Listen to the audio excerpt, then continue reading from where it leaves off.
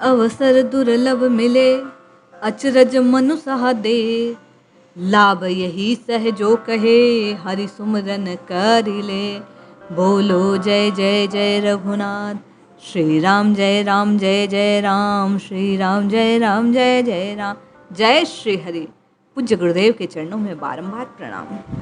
हम बार बार संत महात्मा वेद पुराण में इस बात को श्रवण करते हैं कि नाम जप करना चाहिए, परमार्थ को सुधारने का प्रयास करना चाहिए, प्रभु का स्मरण करना चाहिए।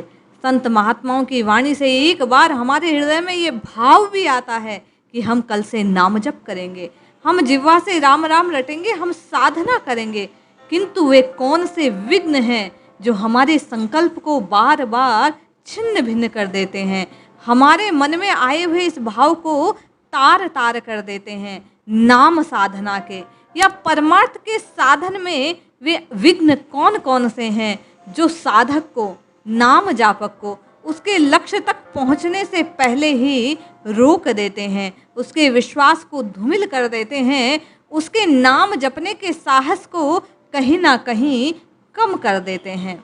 आइए, नाम साधना के मुख्य जो 8 विघ्न हैं, जिनके बीच फंसकर, जिनके भीतर रहकर आप और मैं अपनी साधना को सिद्ध नहीं कर पाते, जिन 8 विघ्नों के चक्र में फंसकर आपकी और मेरी राम राम राम राम निरंतर जपने की जो अभिलाषा है वो तार तार हो जाती है।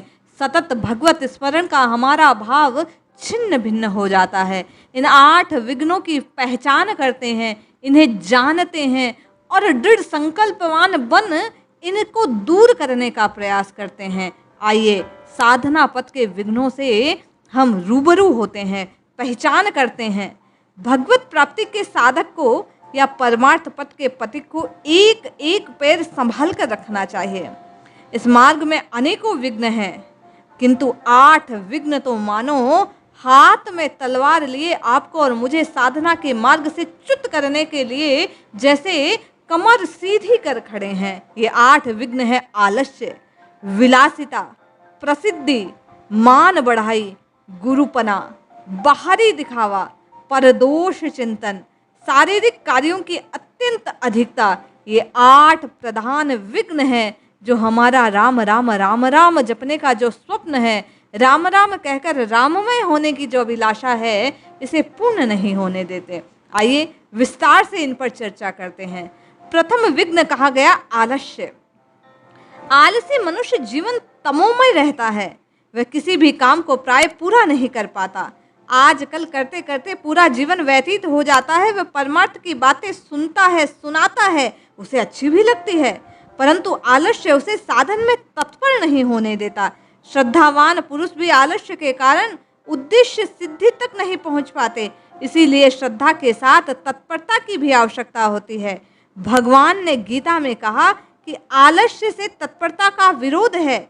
आलस्य सदा यही भावना उत्पन्न करता है कि क्या है, पीछे कर लेंगे, किंतु साधक को चाहिए आलस्य, प्रमाद, जमाई, तंद्रा आदि के रूपों में जो आपको घेरने का प्रयास करता है, इस शत्रु का दृढ़ता से मुकाबला करना चाहिए।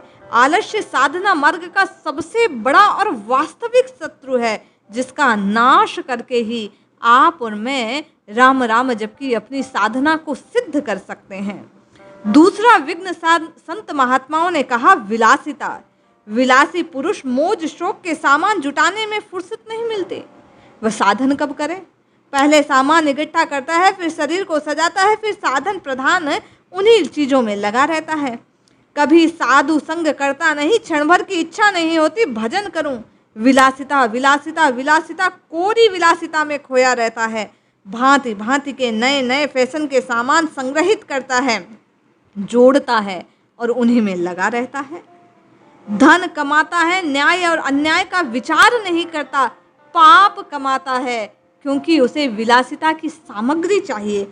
ये विलासिता साधना पथ का शत्रु है। शौकीन मनुष्य धन के अभाव में प्राय ऐसे बन जाता है कि उसे अन्याय की बात सूझती तक नहीं। अनावश्यक आवश्यक ध्यान सब छोड़ वह केवल और अधिक धन कमाने की लालसा में लग जाता है। न रुपयों की परवाह करता, न अन्य किसी प्रकार का परिणाम सोचता। सुंदर मकान, बढ़िया बहुमूल्य महंगे महंगे वस्त्र, सुंदर भोजन, इत्र, फुलेल, कंगे, नाना प्रकार की विलासिता की वस्तुओं में उसका जीवन खो सा जाता है। सुंदर सुंदर सुंदर अति सुंदर के बीच वह मानो चक्री में फंस जाता है। वैराग्य तो उसके सम्मुख भटक तक नहीं पाता। कभी कभी भगवान से प्रार्थना करता है कि हे भगवान, मेरे मन में आपके प्राप्त करने की इच्छा हो, परंतु शोक के समान सदा बने रहे। नए नए विलास द्रव्यों की प्राप्ति होती रहे, मैं इसी प्रकार विलासिता में डूबा रहूं और एक म्यान में दो तलवारें रह नहीं सकती। इसलिए यह इच्छा आती है और चली जाती है। इसलिए भगवत प्राप्ति की राह में ये विलासिता सबसे बड़ी बाधा कही गई। विलासिता के भाव को मन में आते ही तुरंत निकाल देना चाहिए। यह भाव तरह तरह की युक्तियां पेश करके पहले कर्तव्य को उलझा सा देता है। विशेष सावधान रहना चाहिए। ये मन को फंसाने वाला है, ऐसा जाल बुन देता है और हम भी अपनी सुविधाओं के सामानों में उलझ से जाते हैं। उन्हीं का प्रयास करते रहते हैं, उन्हीं के प्रयोजन को और उन्हीं की प्राप्ति के लिए नित्य निरंतर जुटे रहते हैं।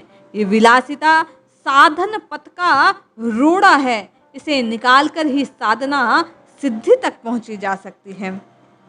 धन का नाश हो जाए, आरोग्य का नाश हो जाए, आयु का नाश हो जाए, सादगी सुख का नाश हो जाए, सर्वनाश हो जाए, सत्य नाश हो जाए, वैराग्य नाश हो जाए, भक्ति का नाश हो जाए, ज्ञान नाश हो जाए, ये 10 प्रकार की जो हानियां कही गई, ये वास्तव में विलासिता के परिणाम स्वरूप जीवन में आती है। क्योंकि जब जब मनुष्य विलासिता की ओर उन्मुख होता है, वो धर्म से विमुख हो जाता है, वह सत्य से विमुख हो जाता है, वह वैराग्य से विमुख हो जाता है और उसका जीवन उसके ही हाथों दुखमय बनता चला जाता है। तीसरे विघ्न की ओर संकेत करते हुए संत महात्माओं ने कहा कि प्रसिद्धि भी साधना के पथ पर बाधा है। संसार में ख्याति साधन मार्ग का एक बड़ा विघ्न है। इसी से संतों ने भगवत प्रेम को वैसे ही गुप्त रखने की आज्ञा दी जैसे भले घर की स्त्री जार के अनुराग को छिपा कर रखती है। साधक की प्रसिद्धि होते ही चारों ओर लोग उसे घेर लेते हैं। साधन के लिए उसे समय मिलना कठिन हो जाता है। उसका अधिक समय सैकड़ों हजारों आदमियों से बातचीत करने में, पत्र व्यवहार में बीतने लगता है। उसका अंतर्मुखी होने का समय बहिर्मुख बनने में चला जाता है और होते होते वह सर्वथा बहिर्मुख हो जाता है और वह कीर्ति कमाने में फंसकर वास्तविक साधना के पथ से च्युत हो जाता है। छूट जाती है उसकी साधना। वह केवल रात दिन जलता रहता है, नए नए ढोंग करता है जिससे लोग उसकी ओर आकर्षित हो। उसका जीवन कपट, दुख, संताप का घर बन जाता है। ऐसी अवस्था में साधक को स्मरण नहीं रहता कि मेरा वास्तविक उद्देश्य क्या था, मैं किस पथ पर चल रहा था। जितनी प्रसिद्धि है उससे ज़्यादा भजन होता है और जितना जितना जितना प्रसिद्धि बढ़ता है भजन कम कम कम होने लगता है, अधिक से डर लगने लगता है। भजन करना चाहिए किंतु छिपाकर करना चाहिए। प्रसिद्धि होने से भजन में बाधा होती है। इसलिए संत महात्मा कहते हैं कि जैसे कंजूस अपने धन को बचाकर चलता है, कंजूस अपने धन को छिपाकर चलता है, उसी प्रकार साधक को चाहिए कि अपनी साधना को, अपने व्यवहार को, अपने परमार्थ को छिपा कर चले जिससे उसका कल्याण हो। क्योंकि प्रसिद्धि साधन के पथ को च्युत करने वाली है, साधना को भ्रष्ट करने वाली है, साधना के मार्ग में विघ्न उत्पन्न करने वाली है। चौथे विघ्न की ओर संकेत करते हुए कहते हैं कि मान बढ़ाई ये बड़ी मीठी छुरी है, विष भरा सोने का घड़ा कहा गया। देखने में तो बड़ा मनोहर लगता है परंतु साधन जीवन को नष्ट करने में देर नहीं लगाता है। संसार के बहुत बड़े बड़े पुरुषों ने बहुत बड़े बड़े कार्य मान बढ़ाई के मोल पर बिक जाते हैं। असली फल उत्पन्न करने से पहले ही मान बढ़ाई के प्रवाह में सब चले जाते हैं, बह जाते हैं। मान की अपेक्षा भी बढ़ाई अधिक प्रिय मालूम होती है। बढ़ाई पाने के लिए मनुष्य मान का भी त्याग कर देता है। लोग प्रशंसा करें इसके लिए मान छोड़ के सबसे नीचे बैठते उठते मान पात्र बनना चाहते हैं। बढ़ाई मीठी लगे तो साधन पथ से पथिक मानो पतन की ओर अग्रसर हो गया है। आगे चलकर उसके काम केवल बढ़ाई पाने वाले रह जाते हैं, साधना छूट जाती है। इसलिए मान बढ़ाई को साधु संतों ने, अनुभवी सिद्धों ने साधना के पथ का विघ्न कहा है।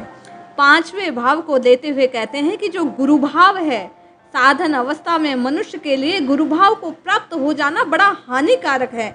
ऐसी अवस्था में जब वह स्वयं को सिद्धा अवस्था प्राप्त नहीं कर पाता तो साधन पथ रुक जाता है, अवरुद्ध हो जाता है, तो वह दूसरों को कैसे पार करवाएगा। जो खुद प्राप्त नहीं कर सका वह दूसरों तक को उस मार्ग में कैसे आगे बढ़ा सकता है। इसलिए साधकों को चाहिए कि गुरु भाव का त्याग कर अपनी साधना के पथ पर आगे बढ़ता रहे। राग द्वेष आदि का अंत करते करते वह अपने उद्देश्य को प्राप्त करने का प्रयास करे। 6वां विघ्न है बाहरी दिखावा। साधन में दिखावे की भावना बहुत बुरी है। वस्त्र, भोजन, आश्रम आदि बातों में मनुष्य संयम के भाव से कार्य करे तो वह दिखावे के भाव से बच सकता है। किंतु जो कलिकाल का समय है, ये कली की ही विशेषता है, ये कली का प्रभाव है कि आज दिखावे का भाव अधिक अधिक अधिक बलवरी होता जा रहा है। आज जीव अपने को प्रकट करने के लिए, अपनी महिमा का गान करवाने के लिए, अपने हाव भाव, अपने वेशभूषा, अपने प्रत्येक एक एक प्रयास से अपने को प्रकट करने का काम करता है, जबकि साधना इसके विपरीत स्थिति है। साधना जीव के अंतर्मुखी होने का प्रयास है। आप जितना बहिर्मुख होते जाएंगे, साधना से उतना दूर होते जाएंगे। आपके नाम जबकि साधना में उतने विघ्न खड़े होते जाएंगे, और जैसे जैसे आप अंतर्मुखी बनते जाएंगे, आपकी साधना, आपके भाव अधिक पुष्ट होते जाएंगे। इसलिए प्रयास करें कि साधन को छिपा कर रखें, दिखावे से बचें, अपनी साधना अपने तक रखें, दूसरों पर प्रकट करने के भाव का त्याग करना चाहिए। हम में और आप में, हम सब में एक सबसे बड़ा दोष है परदोष को देखना। ये सब में मौजूद रहता है। आदमी कितना भी ऊंचा उठ जाए, अपनी ओर नहीं सामने वाले की ओर उसकी दृष्टि उठ ही जाती है। किंतु यदि आपको और मुझे राम राम जपकर राममय होने के स्वप्न को साकार करना है तो परदोष चिंतन के स्थान पर हमारे चित्त में केवल और केवल श्री रघुनाथ जी के चरित्र के गुणों का, सद्गुणों का, सदचरित्रों का चिंतन चलना चाहिए। परदोष को देखने के भाव को हमें त्यागना ही होगा। 8वां और विघ्न कहा गया सांसारिक कार्यों की अधिकता। मनुष्य को घर के, संसार के, आजीविका के, यहाँ तक कि परोपकार के कार्य भी यदि जरूरत से ज़्यादा बढ़ जाएं तो वे साधना को बाधित करने वाले हैं, क्योंकि फिर हमें जितना समय साधन को देना चाहिए उतना दे नहीं पाएंगे, जितना स्वाध्याय करना चाहिए उतना कर नहीं पाएंगे, जितना नामजप होना चाहिए उतना कर नहीं पाएंगे, तो साधन बाधा बन जाएगी। परोपकार एक भाग तक करना चाहिए, परोपकार सीमित अवस्था तक करना चाहिए। कोई भी कार्य हो, आप यदि संसार में ज़रूरत से ज़्यादा रुचि लेने लगते हैं तो आप उसी की ओर प्रवाहित होने लगते हैं और साधन छूट जाते हैं। जो सबसे बड़ा लाभ है राम भजन का, उसका कहीं ना कहीं त्याग हो जाता है। असल में तो सांसारिक पदार्थों के अधिक संग्रह करने की जो दूषित इच्छा है वो और अधिक बलवती इससे बनती जाती है। व्यक्ति जैसे जैसे सांसारिक कार्यों को अधिकता से करने लगता है वैसे वैसे उसका चित्त संसार की ओर ही प्रवाहित होता है। इसलिए साधक को चाहिए कि सांसारिक कार्यों को सीमित भाव से करें। केवल कर्तव्य रूप में जो कार्य आवश्यक है उन्हीं का क्रियान्वयन होना चाहिए। बचे हुए समय में केवल और केवल नाम संकीर्तन होना चाहिए, नाम जप होना चाहिए। इन 8 विघ्नों को पार कर वास्तव में हम अपने राम राम जपने की जो साधना है, नाम जप की जो साधना है, उसको पूर्ण कर सकते हैं। इसलिए भाई बहन, इन पर विचार करें, इन्हें ध्यान रखें और इन 8 से बचकर हमें साधना मार्ग पर आगे बढ़ने का प्रयास करना है। इस बात को चित्त में दृढ़ संकल्प से स्थापित करना चाहिए। जपिए जपिए जपिए नित्य निरंतर केवल और केवल प्रभु के नाम को जपिए, कल्याण अवश्य होगा। जय श्री हरि।